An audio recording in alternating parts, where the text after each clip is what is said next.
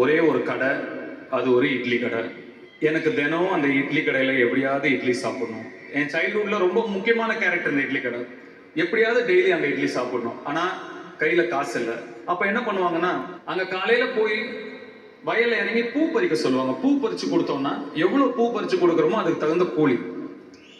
So நான், என் அக்கா 2 பேர், என் கசின்ஸ் ஒரு 4-5 பேர் எல்லாரும் காலங்காத்தால ஒரு 4 மணிக்கு எந்திரிச்சு அந்த வயலுக்கு போவோம். அங்கே போய் இறங்கி பூ பறிப்போம். எவ்வளோ முடியுமோ 2-2.5 மணி நேரம் நான் ஸ்டாப்பாக பறிக்கிறது. 2.5 மணி நேரம் பறித்து முடிச்சா ஆளுக்கு ஒரு 2 ரூபாய் 2.5 ரூபாய் கிடைக்கும். அந்த 2 ரூபாய் 2.5 ரூபாய் எடுத்துக்கிட்டு நேராக ஒரு தோட்டத்துக்கு போவோம். அந்த தோட்டத்தில் ஒரு பம்பு செட்டில் இறங்குவோம். அங்கே ஒரு தொட்டி இருக்கும், ஏட்டையார் தோட்டம்னு ஒரு தோட்டம். அந்த தொட்டிக்குள்ளே இறங்குவோம். ஆசை தீர அங்கே ஒரு ஆட்டத்தை போடுவோம். குளிச்சுட்டு அந்த துண்டை கட்டிக்கிட்டு அந்த துண்டோட அந்த மெயின் ரோட்ல அப்படியே தக் லைஃபா நடந்து வருது, அப்படியே நடந்து வருவோம்.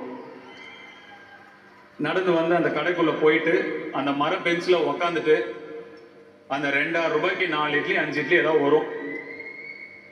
உழைச்சு சாப்பிட்ட அந்த 4 இட்லி 5 இட்லியில கிடைச்ச டேஸ்டும் நிம்மதியும் சந்தோஷமும், நான் இப்போ எவ்வளவோ நிறைய பெரிய பெரிய ரெஸ்டாரண்ட்ல, ஃபேன்சியான ரெஸ்டாரண்ட்லாம் சாப்பிட்டேன், கிடைக்கல.